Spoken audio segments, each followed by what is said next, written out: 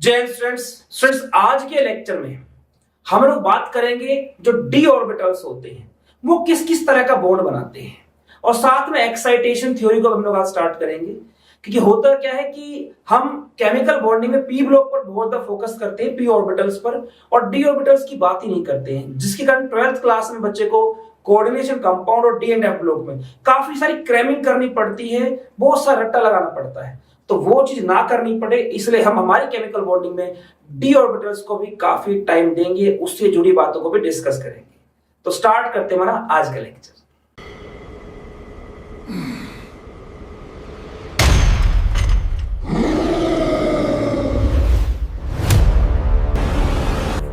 तो स्टूडेंट्स आज हम लोग बात करेंगे डी ऑर्बिटल्स के बारे में। देखिए है क्या, जो 11th क्लास में केमिकल बॉन्डिंग दी गई है उसमें डी ऑर्बिटल्स को इग्नोर किया गया है और उसी का खामियाजा फिर बच्चे को भुगतना पड़ता है जब 12th में वो जाता है और कोऑर्डिनेशन कंपाउंड और D and F block unit जो उसकी स्टडी करता है, तो वहां पे उसको काफी सारी चीजें क्रैमिंग करनी पड़ती है, काफी सारी चीजों की।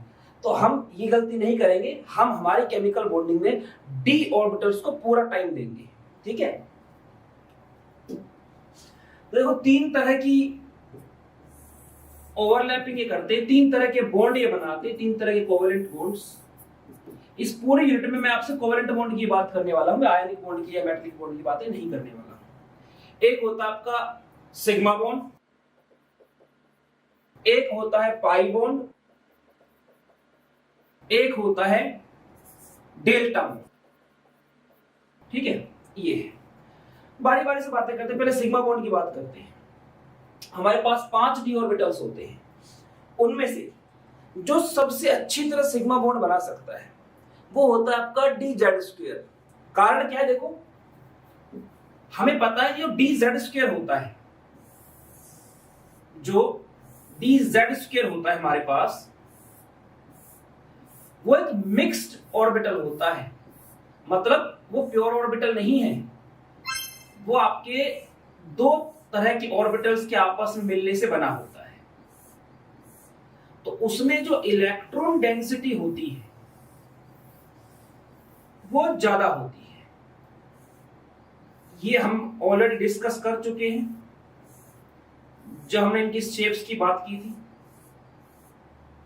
शायद जो फर्स्ट या सेकंड लेक्चर होगा आपका। और ये इसके चारों तरफ ये चक्री होती है इस तरह से।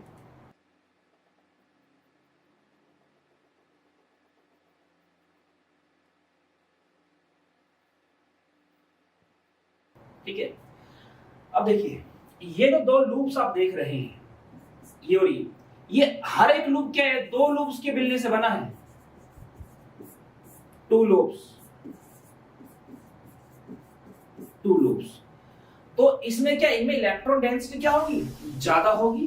जबकि बाकी के जो डी ऑर्बिटल होते हैं, जैसे आप ऐसे बनाते हैं डी ऑर्बिटल्स को, जो बाकी के बनाते हैं आप, ये इनमें क्या होता है, ये आपके सिंगल सिंगल जैसे होते हैं, किसी के मिक्स से नहीं बनते, प्योर से बने होते हैं। ठीक है, अब इसमें इलेक्ट्रॉन डेंसिटी क्या है, इस वाले में ज्यादा है। और किसी भी बॉन्ड के स्ट्रॉन्ग होने के लिए क्या चीज जरूरी है, अच्छी तरह से ओवरलैप करना। ओवरलैपिंग कब अच्छी होगी, जब वहां पे इलेक्ट्रॉन डेंसिटी ज्यादा होगी। तो अगर आपके डी ऑर्बिटल्स को सिग्मा बॉन्ड बनाना पड़े तो वो प्रेफरेंस देता है डी जेड स्क्वायर ऑर्बिटल को। ठीक है, इसलिए अगर आप हाइब्रिडाइजेशन भी पढ़ेंगे ना आगे चल के, क्योंकि हाइब्रिड ऑर्बिटल बनते हैं, हाइब्रिड जो बॉन्ड बनते हैं वो हमेशा क्या बनते हैं, सिग्मा बनते हैं, पाई कभी नहीं बनेंगे। ध्यान रखना इस बात का, रीजन पता चलेगा जब हम हाइब्रिडाइजेशन वाले टॉपिक पे पहुंचेंगे। तो डी जेड स्क्वायर जो होता है सिग्मा बॉन्ड को ही प्रेफर करता है। मान लो आपका आ गया DsP2 हाइब्रिडाइजेशन, तो ये डी कौन सा, आप कोई भी हाइब्रिडाइजेशन लेते हैं अगर जिसमें डी इन्वॉल्व होता है तो आपका वहां सिग्मा बॉन्ड बनेगा, तो डी कौन सा होगा, वो आपका डी जेड स्क्वायर होने के चांसेस सबसे ज्यादा होते हैं। ठीक है, क्योंकि इसका सिग्मा क्या बनता है, स्ट्रॉन्ग बनता है। अब आते हैं पाई बॉन्ड की तरफ। पाई बॉन्ड में क्या है, डी जेड स्क्वायर को छोड़ के बाकी के जो 4 ऑर्बिटल्स, इनको प्योर डी ऑर्बिटल्स भी बोलते हैं, वो आपके बनाते हैं पाई बॉन्ड। वो सिग्मा नहीं, मतलब वो डी जेड स्क्वायर आपका सिग्मा बनाएगा। ये पाई क्यों नहीं बना सकता, इसके साथ क्या दिक्कत है? क्योंकि देखो साइड में ओवरलैपिंग होती है। अब किसी चीज को भी अगर इसके साथ ओवरलैपिंग करनी है तो बगल से आना पड़ेगा, यहां से आएगी चीज। अब यहां से जब वो आएगी तो इसकी बगल से उसकी बगल मिल ही नहीं सकती, बीच में क्या आ गई, चक्री आ गई है। तो इसे ध्यान रखना, डी जेड स्क्वायर जो होता है वो आपका पाई बॉन्ड नहीं बनाता है, जबकि जो डी एक्स वाई, ये सारे ऑर्बिटल्स आपके पाई बॉन्ड बना सकते हैं। अब इनमें पाई बॉन्ड कैसे बनते हैं समझना। देखो नॉर्मली तो आपको हम ऐसे दिखा देते हैं, हम आपको ऐसे दिखा देते हैं कि भाई देखो ये हमारे पास डी ऑर्बिटल है और इस तरह दो डी ऑर्बिटल आपस में कंबाइन हो गए, ठीक है जी, अच्छी बात है। अब इसमें एक्सेस नहीं दिखाई गई है, कौन सी एक्सेस पे है, कौन से दो आपस में ओवरलैप कर गए। अब मैं उसी की बात आप लोगों से करने वाला हूं। देखिए मैं एग्जांपल लेकर चलूंगा, पहले मैं इधर बनाता हूं चीज को। मैं एग्जांपल लेकर चलूंगा डी एक्स वाई का, ये एक्स है, ये जेड है, ये वाई ऑर्बिटल है। तो डी एक्स वाई कैसे बनता है जरा समझिए। अब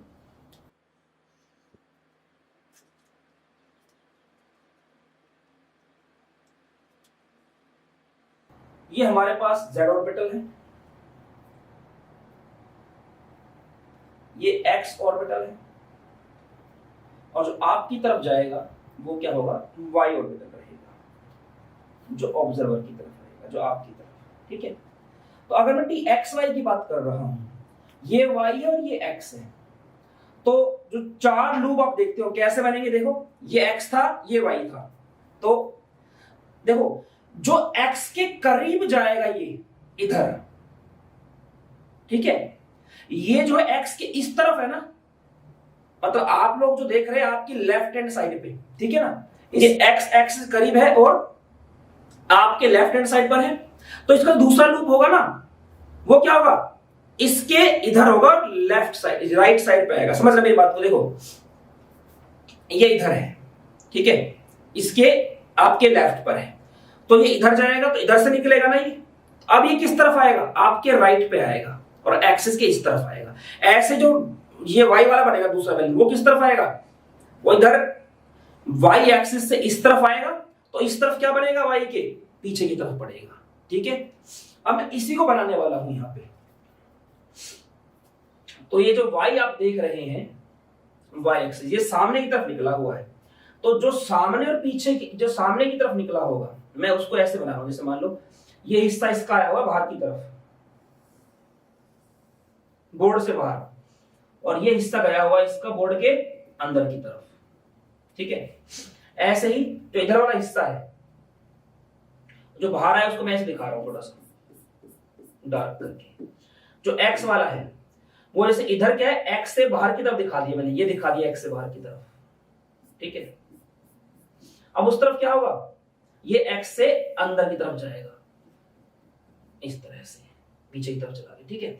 अब अगर मुझे ओवरलैपिंग करवानी है, अब क्या होगा, एक और आ रहा है यहीं से, एक और आ रहा है ऐसे ही, ठीक है, उसका भी एक्स वाई जेड ऐसे ही है, ये जेड, ये वाई, एक्स को यहां से हटा लेता हूं, एक्स को यहां लगा लेते हैं, इसमें भी ऐसे ही होगा।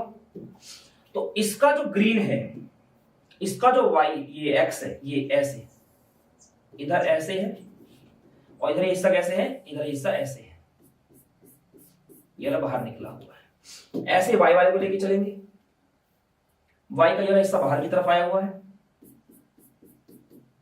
और वो वाला हिस्सा जो है वो अंदर की तरफ गया हुआ है, ठीक। अब ये ओवरलैप कैसे करेंगे, अगर इसको समझना, आप ये समझ चुके हैं, अब दिमाग में ये चलना, ये X axis, Z axis, Y axis, ठीक है। डेल्टा बोर्ड में हमें पता है उसमें क्या होता है, उसमें फेशियल ओवरलैपिंग होती है, ठीक है। तो जैसे हमारे पास यहां पे ये एक डी ऑर्बिटल बन गया, ये चारों में से कोई सा भी ले लो, चारों में से कोई सा भी ले लो आप लोग, जैसे मेरे पास जो एक्सिस थी ना, ये आप इसमें कोई भी लेके चलेंगे ना, जैसे ये वाला वाई था, ये एक्स था और ये जेड था, ठीक है। जब मैं बात करूंगा डी एक्स वाई की, तो इस प्लेन पे मिलेगा, है ना, इधर एक्स और वाई के बीच में। जब वाई जेड की बात करूंगा तो क्या होगा, ये वाई और जेड, तो ये ऐसे यूं काटोगे ना, यूं ऐसे, यहां पे और यहां पे मिलेगा। ठीक है, तो मैं कह सकता हूं ये प्लेनर देखने में कैसा नजर आएगा, प्लेनर सा नजर आएगा इस तरह का। तो मान लो जैसे ये वाला था जो आपका इधर, अब मैं जेड एक्स की बात करता हूं, तो वो यहां जेड और एक्स को यू टच करेगा और यहां से यू टच करेगा, तो प्लेनर सा हो गया ना। तो इस तरह 4 हो गए। तो जो दूसरा आएगा ना, समझ रहे जरा, यहां पे 2 बैलून यहां है और 2 बैलून यहां है, और यहां से आए एक ऐसा D orbital D Z x, वो आएगा, उसके भी 4 कैसे होंगे, 2 इधर और 2 इधर। तो बिल्कुल उसकी फेस के ऊपर जाके उसकी फेस टकराएगी। ठीक है, उसकी फेस के ऊपर फेस टकराएगी, जैसा कि मैंने कल आपको बताया भी था। तो इसमें क्या होगा, बिल्कुल ऐसे आके टकराएगा वो उसके ऊपर। दूसरे वाले को मैंने येलो कलर दिखा दिया है। अगर मुझे इसको साइड से दिखाना हो ना थोड़ा सा, तो ये कुछ कुछ ऐसा नजर आएगा।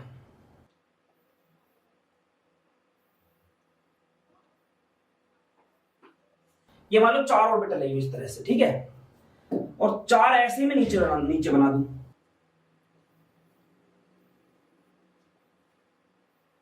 इस तरह से। अब जब मैं ऊपर की तरफ जाऊंगा, यहां पे क्या है, न्यूक्लियस है, यहां भी क्या है, न्यूक्लियस है।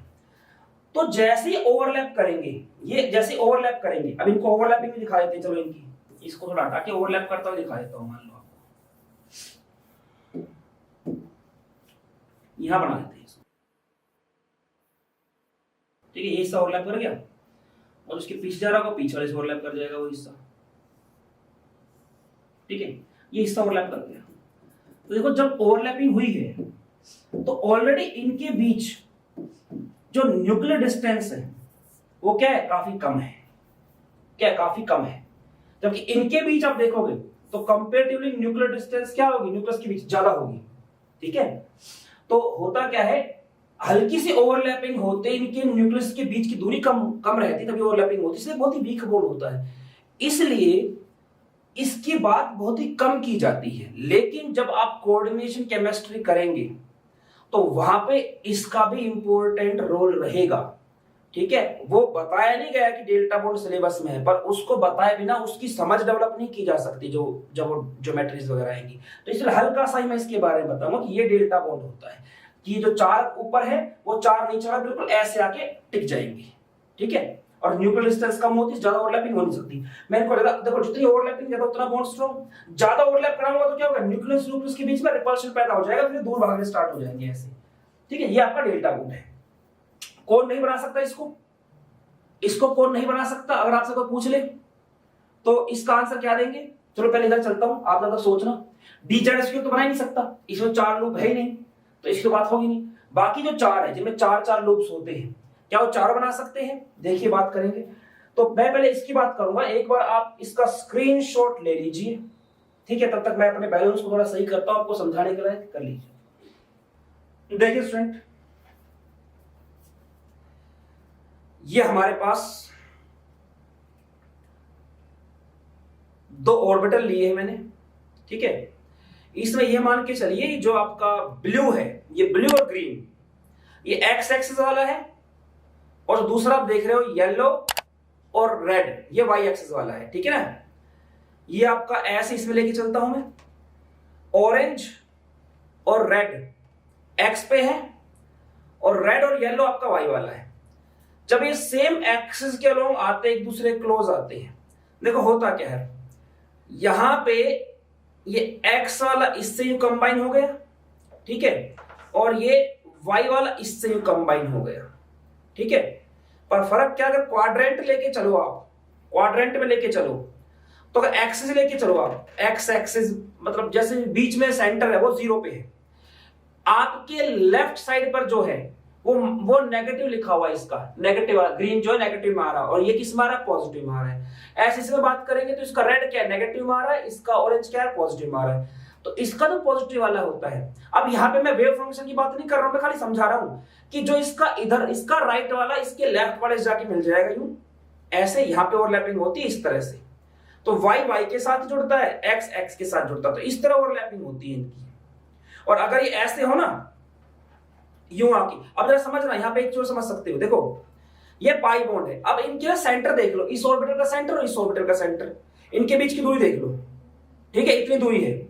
और जब इसको ऊपर रख दूंगा ऐसे एक दूसरे के, अब देखो इनके बीच की दूरी क्या हो गई, ये कम हो गई काफी। तो इसलिए जो डेल्टा बॉन्ड होता है ना, जो इस तरह से बनता है, चारों एक दूसरे के ऊपर यूं आते हैं, वो कैसा बनता है, वीक बनता है, क्लोज जा ही नहीं सकते आप, ठीक है। तो जो डी ऑर्बिटल है अब आपका पाई बॉन्ड बनाएगा और आपका डेल्टा बॉन्ड बनाएगा, सिग्मा बॉन्ड बनाएगा। और पाई बॉन्ड में क्या ध्यान रखना है, ऐसे नहीं कर सकते कि डी एक्स वाई वाले को डी वाई जेड वाले के साथ आप करवाने की कोशिश करो। जैसे एक और एग्जांपल लेता हूं, देखो एक ऑर्बिटल ऐसे है, ठीक है, एक ऑर्बिटल ऐसे है। अब इसमें आप पाई ओवरलैपिंग नहीं करा सकते, क्यों, ये ब्लू इसके साथ ओवरलैप कर जाएगा, पर ये हेड में ओवरलैपिंग हुई है, यहां पे साइड का भी एक ऑर्बिटल और ओवरलैप होना चाहिए, और मैं इसको ऐसे करके ला रहा हूं तो सेम प्लेन में आएगा तभी तो होगा।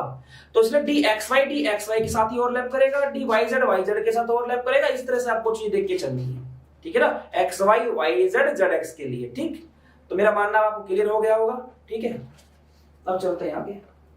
तो हमारा delta bond, pi bond, sigma bond हम डिस्कस कर चुके हैं। इनमें सिग्मा स्ट्रॉन्ग होगा, डी जेड स्क्वायर उसमें इन्वॉल्व होगा। जो D Z square pi form नहीं कर सकता, ना आपका डेल्टा फॉर्म कर सकता है वो। अब बात करते हैं उसकी डेल्टा बॉन्ड वाले की, कि कौन सा है। जैसे मान लो 4 ऑर्बिटल तो आपके डी एक्स वाई में भी है, डी वाई जेड में भी है, डी जेड एक्स में भी है। मैं डेल्टा बॉन्ड की बात कर रहा हूं, डेल्टा बॉन्ड की जो आपके 4 ऑर्बिटल अगर चाहिए तो 4 ऑर्बिटल तो हमारे D X Y Z Z X X square minus Y square तीनों में आते हैं ना, 4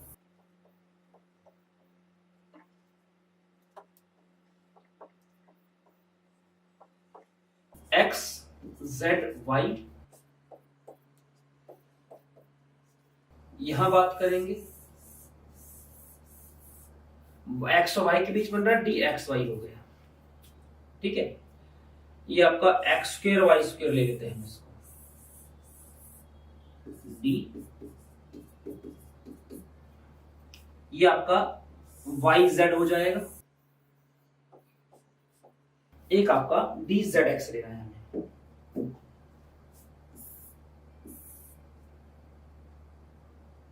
वाई जेड लेना है ना, तो वाई और जेड के बीच में गैप आना चाहिए। अच्छा ये तो एक्स है, तो X Y Z Z X, ठीक है। तो जेड और एक्स, ठीक है, इसको फिर कहीं भी दिखा दो, वाई जेड एक्स, ये जेड एक्स हो गया, ठीक है।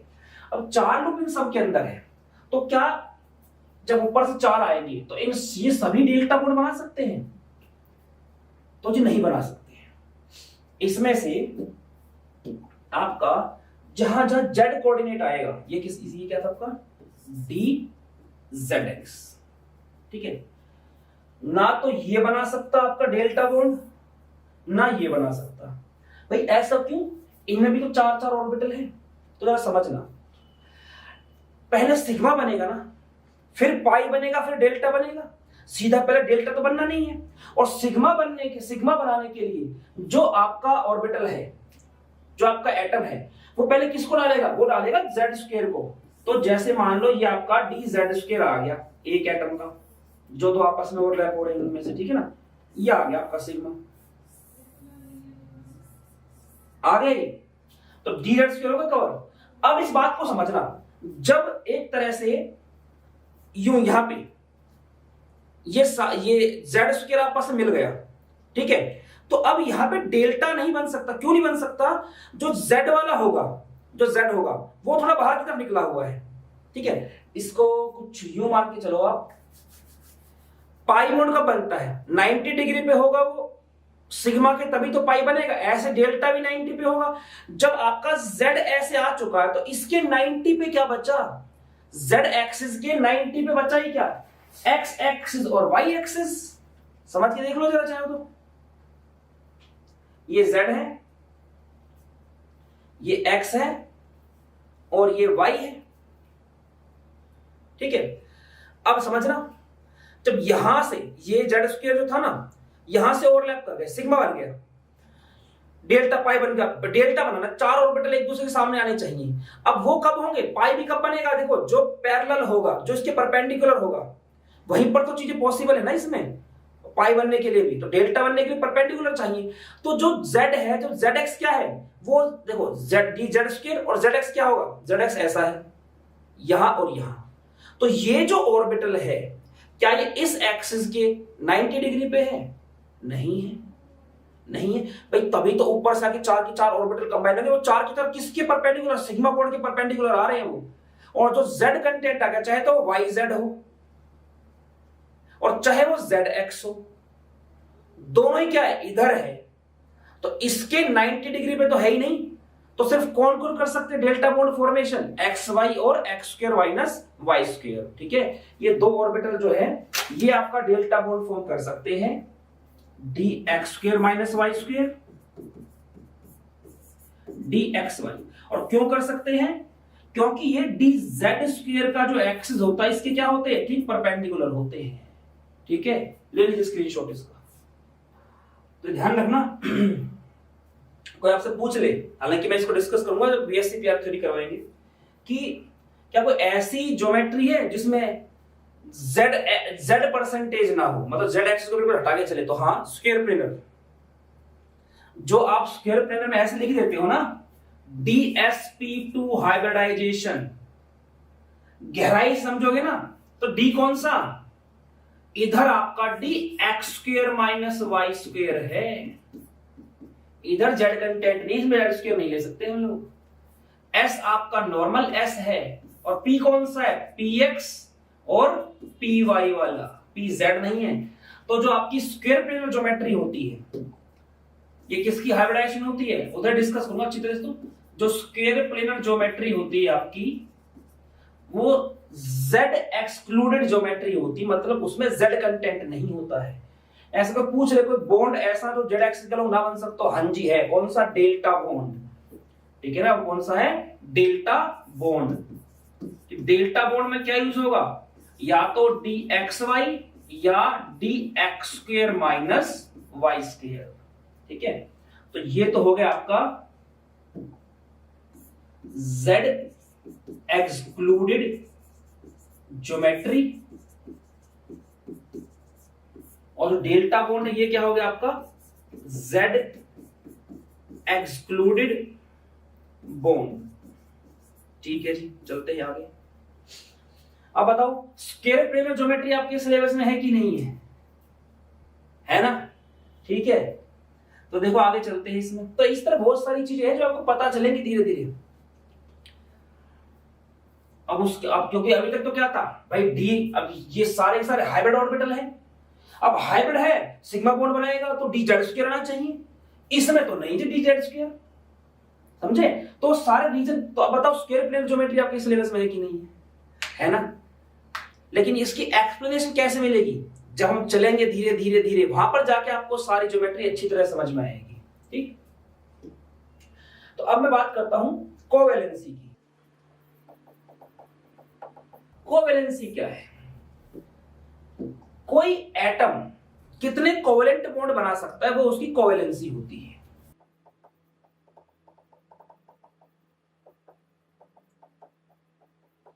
जैसे नाइट्रोजन NH3 की बात करूं, ये आपका लोन पेयर आ गया, तो नाइट्रोजन की कोवेलेंसी कितनी, कितने बॉन्ड बनाए इसने कोवेलेंट के, 3, तो इसकी कोवेलेंसी कितनी है, 3 है।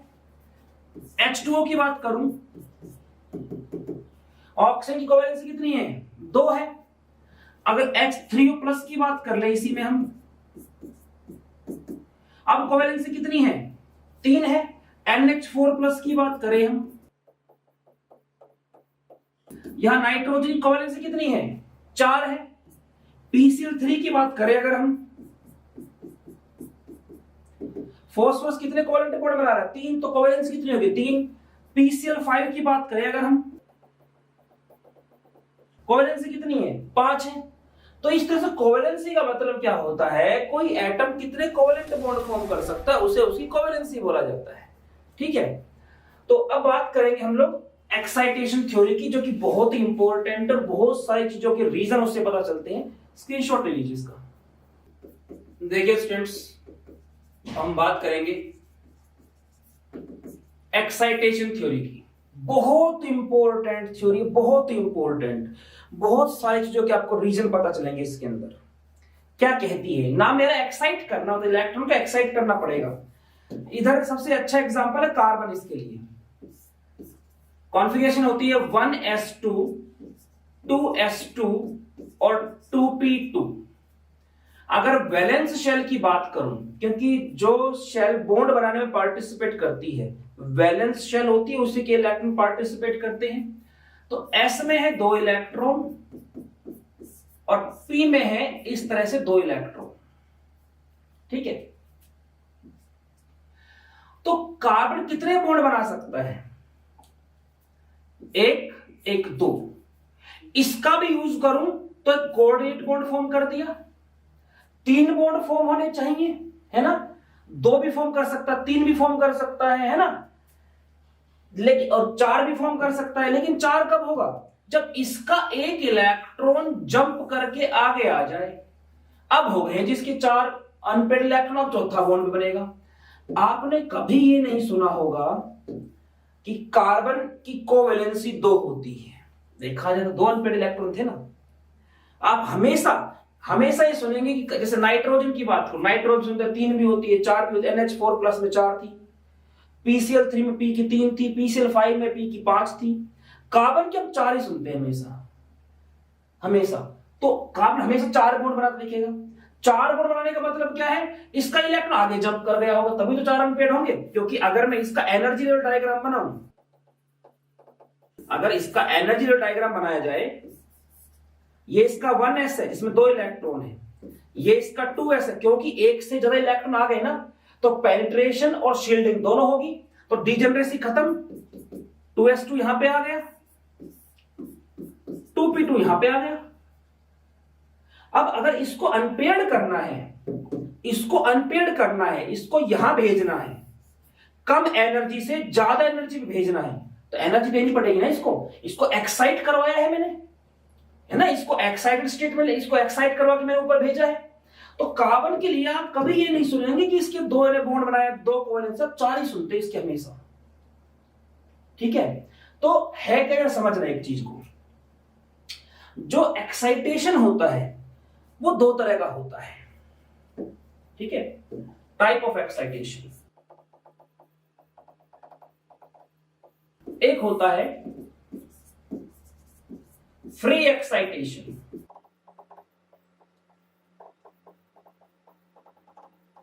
एक होता है फोर्स्ड एक्साइटेशन। ये फ्री एक्साइटेशन क्या होता है जी? फ्री एक्साइटेशन मतलब होता है जिसमें जो इलेक्ट्रॉन है एटमॉस्फेयर से ही एनर्जी लेके जंप कर जाए। देखो, एक्साइटेशन में एनर्जी तो देनी पड़ेगी तभी तो ऊपर जाएगा। तो ये एक तरह से क्या है आपका, ये एंडोजेनिक प्रोसेस है। मतलब वो प्रोसेस में हीट क्या है, हीट दी जाएगी इसको, ये हीट लेगा तभी ऊपर जाएगा आपका, मतलब सॉरी, ये एनर्जी लेगा तभी ऊपर जाएगा। वो एनर्जी अगर हीट है तो मैं क्या बोल दूंगा उसको? एंडोथर्मिक प्रोसेस बोल दूंगा। एनर्जी की वो फॉर्म अगर हीट है तो क्या बोल दूंगा उसको? एंडोथर्मिक बोल दूंगा। एनर्जी की जरूरत है कुल मिलाकर, तो मैं क्या बोल रहा हूं? मैं इसको एंडोजेनिक प्रोसेस बोल रहा हूं। ठीक है जी, एंडोजेनिक प्रोसेस है। 2 तरह से होता है, फ्री एक्साइटेशन और फोर्स। फ्री वाला कब होता है? अगर एनर्जी गैप जो है, जहां से इलेक्ट्रॉन को जंप करना है और जहां पर जंप करना है, अगर यहां पे एनर्जी गैप है छोटा, स्मॉल एनर्जी गैप हो, है ना, तो ऐसे में क्या होता है, एटमॉस्फेयर में जो ऊर्जा, जो हीट की फॉर्म एनर्जी है, वहीं से हीट लेके, एनर्जी लेके, और ये इलेक्ट्रॉन क्या कर जाता है? जंप कर जाता है। तो इसमें हमें कुछ अपनी तरफ से लगाने की जरूरत नहीं होती, एनवायरमेंट से इतनी एनर्जी मिल जाती है और एक्साइटेशन हो जाता है। ठीक है, इसका एग्जाम्पल है कार्बन। कार्बन एटमॉस्फेयर में पाया गया, उसमें अपने आप ही क्या हो गया? एटमॉस्फेयर से एनर्जी लेके एक्साइटेशन हो गया और उसने 4 बॉन्ड बना दिए। ठीक है, अगर ये एनर्जी गैप ज्यादा हो, अगर ये एनर्जी गैप ज्यादा है, इस तरह से 3 मतलब डी भी होता है इसके अंदर, तो ठीक है, लड़की इसको ऐसे ना बना के और ऊपर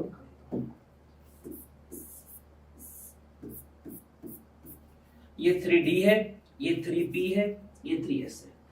अब अगर इसको उठा के मुझे यहां लेके जाना है और इन दोनों के बीच में जो एनर्जी गैप है वो क्या हो, लार्ज हो,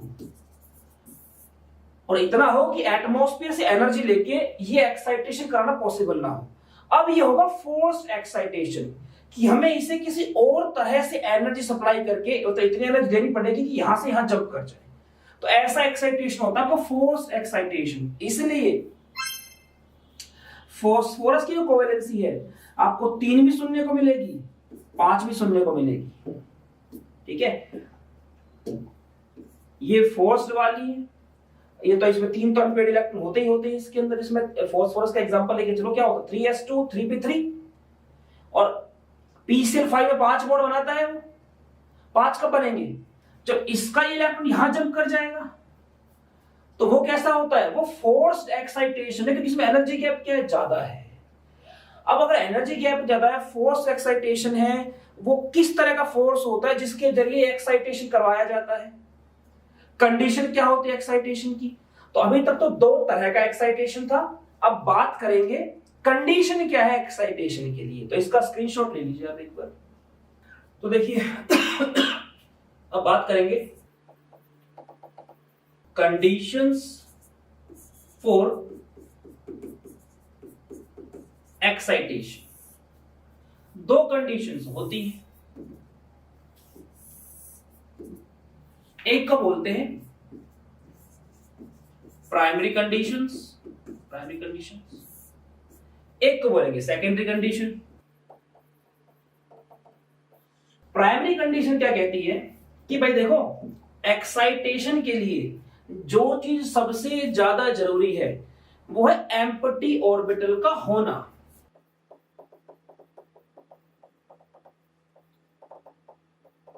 जैसे कि अभी जो कार्बन की बात थी, जो फ्री एक्साइटेशन शो कर रहा था, इधर 2s था, यहां 2p था, 2p में 2 इलेक्ट्रॉन थे, इसको एक्साइट करवाना था। अच्छा, सेम शेल में हो, वो आगे 3s 3p 3d वो तो होंगे ही होंगे, ठीक है, पर वो क्या हायर एनर्जी की शेल हो तो उसमें बहुत ज्यादा एनर्जी चाहिए होती है, तो वहां पे मॉलिक्यूल की स्टेबिलिटी की बात आ जाती है फिर, ठीक है ना, उस पे उसको सेक्रीफाई करना पड़ेगा उस चीज के लिए। और मॉलिक्यूल स्टेबल नहीं है तो फिर वो अलग तरह की केमिस्ट्री चलेगी, क्योंकि जो बहुत ही हाईली अनस्टेबल मॉलिक्यूल बनते कुछ टाइम की स्टडी के लिए, तो हमें वो नहीं पढ़नी अभी उन चीजों के बारे में। देखो अब इसका ये इलेक्ट्रॉन जो है ये इधर जंप कब कर पाएगा, जब यहां पे ऑर्बिटल खाली होगा, तभी तो एक्साइटेशन होगा। अगर ऑर्बिटल ही खाली नहीं है तो एक्साइटेशन कैसे कर दूंगा। फिर चाहे वो कार्बन की बात हो जिसमें कि फ्री एक्साइटेशन था, या वो आपके फास्फोरस की बात हो जहां पे फोर्स्ड एक्साइटेशन था कि भाई इसके इलेक्ट्रॉन को यहां लेके जाना है, यार खाली नहीं होता तो एक्साइटेशन होता ही नहीं। तो चाहे तो फ्री एक्साइटेशन हो चाहे फोर्स्ड एक्साइटेशन हो, दोनों के ही लिए सबसे पहले क्या चीज जरूरी है, आपके एम्प्टी ऑर्बिटल की प्रेजेंस होनी जरूरी है। अच्छा ठीक है जी, तो मतलब अगर एम्प्टी ऑर्बिटल है तो मतलब एक्साइटेशन हो जाएगा, नहीं जी ऐसा नहीं होगा, ठीक है। सेकेंडरी कंडीशन क्या बोलती है, सेकेंडरी कंडीशन ये कहती है कि भाई देखो एनर्जी ना, मतलब ये जो एक्साइटेशन हो इसमें आपको ये कम, मतलब एनर्जी गैप कम होना चाहिए। क्या होना चाहिए, एनर्जी गैप शुड बी लो। अगर एनर्जी गैप कम नहीं है तो हमें कुछ ऐसा करना पड़ेगा कि एनर्जी गैप क्या हो जाए, कम हो जाए। क्योंकि अगर ज्यादा एनर्जी गैप वाला एक्साइटेशन किस तरह करवा भी देंगे ना, तो उससे बनने वाला मॉलिक्यूल स्टेबल नहीं रहेगा। तो इसलिए हमें कुछ ऐसा करना पड़ेगा कि जहां से ये एनर्जी गैप हो कम हो जाए। कहने का मतलब समझना जरा गहराई से, ये क्या कहना चाह रहा है, ये कहना चाह रहा है कि देखिए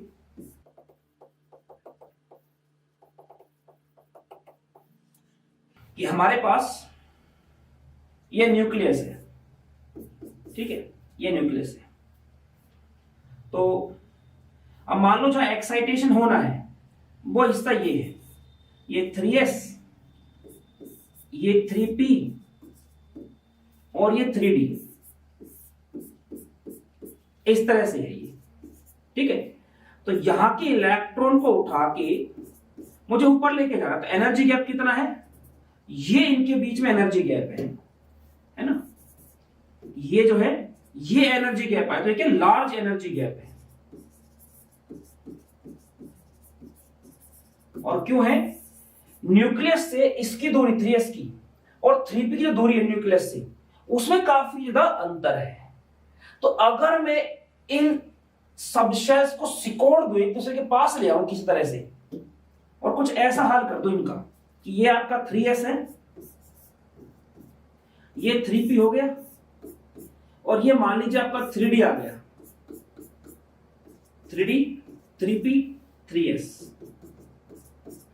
अब देखो अब क्या होगा, अब एक्साइटेशन के कम एनर्जी चाहिए, तो पहले बहुत एनर्जी बढ़ानी पड़ रही थी मुझे, तब जाके जो मॉलिक्यूल बनता अनस्टेबल होता है। एनर्जी ज्यादा तो स्टेबिलिटी क्या है, कम है। यहां पे एनर्जी गैप मैंने कम कर दिया, तो मॉलिक्यूल के स्टेबल होने के चांस क्या हो गए, बढ़ गए। तो मतलब क्या ये पॉसिबल है कि हम इस तरह से इनकी शेल्स को सिकोड़ दें, सब शेल्स के बीच के गैप को कम कर दें? क्या ऐसा पॉसिबल है? हाँ पॉसिबल है। कैसे किया जाता है ऐसा? तो सेकेंडरी कंडीशन हम इसी के बारे में पढ़ेंगे, और इसी को बोलते हैं, मतलब इसे जो किया जाता है, ये किसके जरिए किया जाता है, चार्ज कॉन्ट्रैक्शन के जरिए। आप ये लगा लो, ये चार्ज कॉन्ट्रैक्शन टॉपिक है, बहुत गजब टॉपिक है। एक्सट्रीम लेवल पर इसका यूज होगा आपकी जीओसी के अंदर, बहुत ज्यादा यूज होगा इसका आपका क्लासिफिकेशन ऑफ एलिमेंट के अंदर भी इसका यूज होगा। एरोमेटिसिटी भी इसी बेस पर चलती है, और कुछ ऐसे टॉपिक है जो आपके 11th 12th में होते नहीं, तो उनके नाम लेने का भी मेरे को फायदा नहीं है, स्पेक्ट्रा वगैरह दूसरी चीजें जो होती है। तो बहुत ही इंपॉर्टेंट टॉपिक होगा आपका ये, आपका जो चार्ज कॉन्ट्रैक्शन है। और इसको करने के बाद आपका चीजों को देखने का थोड़ा सा नजरिया क्या होगा, वो चेंज भी होगा, ठीक है। और कई चीज आपके दिमाग में आएंगी कि भाई इस तरह की चीज, तो जैसे मान लो अभी मैं आपके सामने कोई भी मॉलिक्यूल बोल दूं, मैं बोल दूं जैसे मान लो कि ClF3, मैं बोलूं ClF5, मैं बोलूं ClF7, मैं बोलूं ClH3, मैं बोलूं कि BrH3। अब इसमें से कुछ एग्जिस्ट करेंगे, कुछ नहीं करेंगे। आपको कैसे पता चलेगा? आपको ऐसा लगता है ये नाम सुना हुआ है तो एग्जिस्ट करता होगा, नहीं सुना है तो नहीं करता होगा। एग्जैक्ट रीजन क्या है, मतलब कोई ऐसा मॉलिक्यूल बोल देगा आपको नहीं पता उसके बारे में कुछ भी, उसके बारे में पूछ तो आप कैसे आइडिया लगाओगे कि भाई ये एग्जिस्ट करता है या नहीं करता है, कैसे पता करोगे? तो काफी सारी चीजें आपको यहां से क्लियर होंगी। चार्ज कॉन्ट्रैक्शंस तो बहुत इंटरेस्टिंग टॉपिक है, बहुत इंटरेस्टिंग है, ठीक है। तो इसी के बारे में हम लोग पढ़ेंगे। तो जितना हो सकता आप अपने लेवल पर ज्ञान बटोरते रहिए, अपने टीचर का सम्मान कीजिए। मिलते हैं नेक्स्ट लेक्चर में, तब तक फिजिकली, मेंटली और स्पिरिचुअली तगड़े होने पे ध्यान दीजिए। जय हिंद।